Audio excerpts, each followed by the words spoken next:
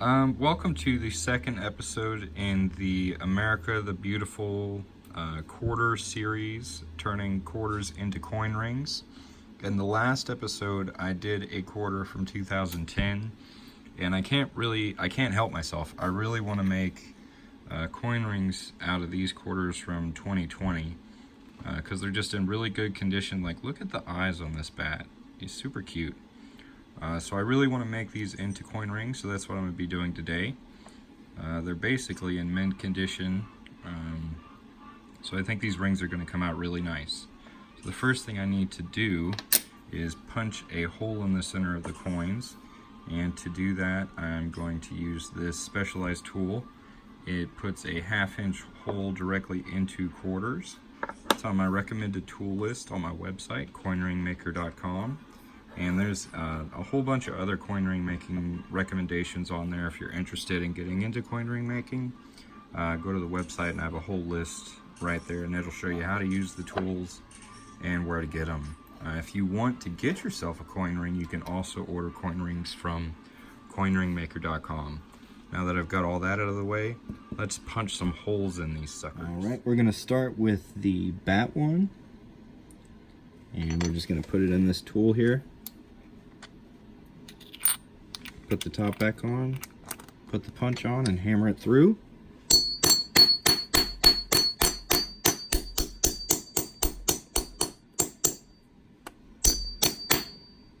And there's the center that came out.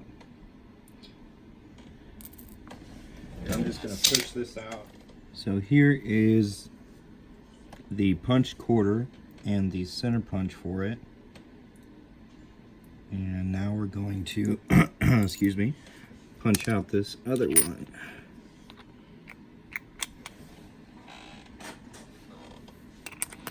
Same way.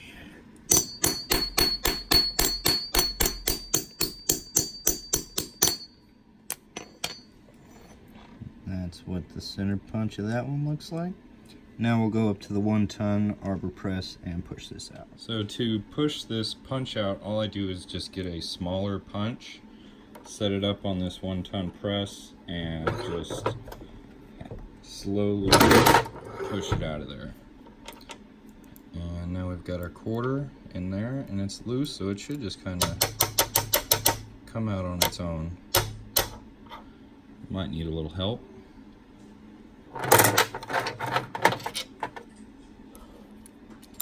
There we go. Alright, so we've got our 2 quarters with holes punched in them. And now I'm just going to deburr these real quick.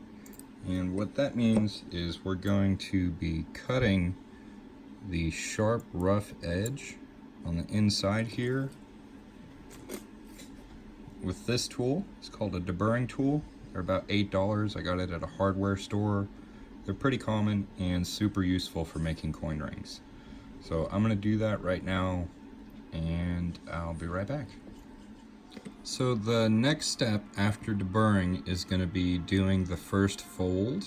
And to do that, I use a doming block and a folding ball and my 1-ton arbor press. So we're just going to take this first one here, and we want the bat wings on the outside. So we're going to put that face down. There we go. We're going to try and make sure we keep this as flat and even as possible. And just push it down as far as it'll go.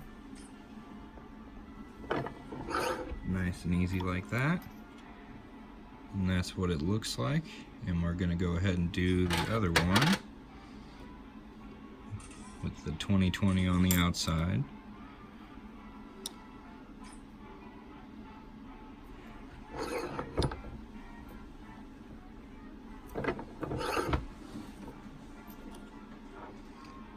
And that's what that looks like. And I like to fold one more time.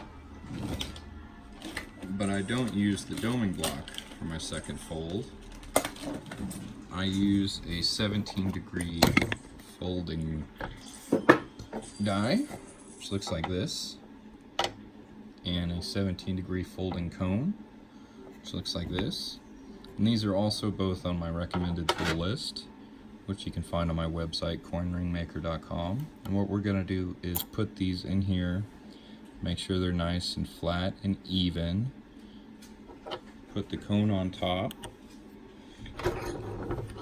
And that's gonna fold this to 17 degrees, which is very nice and much easier to work with once it's at this shape. So we'll do this one too.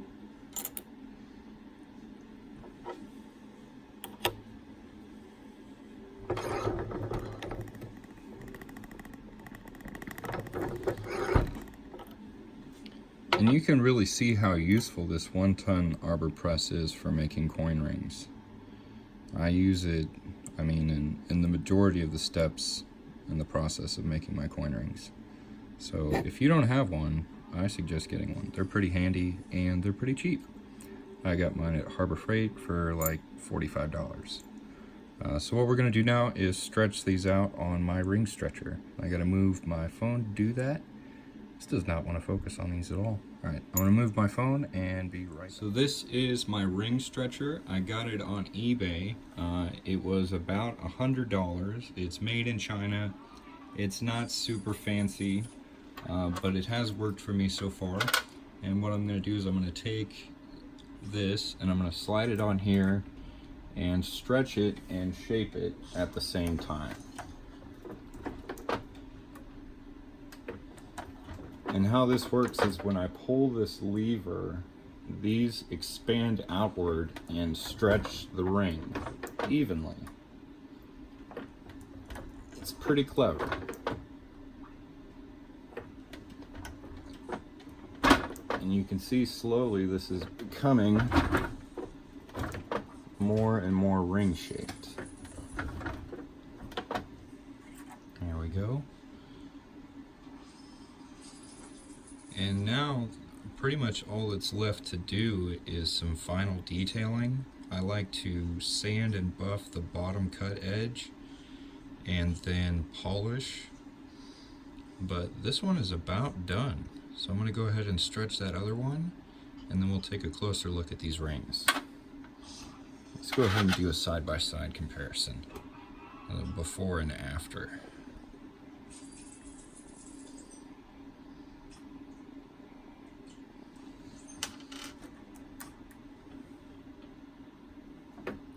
Now when you're stretching rings like this, you want to rotate them so that the pressure isn't always on the same spot, so you don't crack or stretch your ring weird. You want it to stretch nice and even. You want it to look nice, don't you?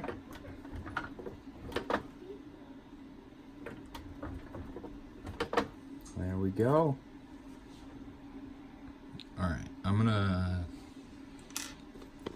change this camera angle here.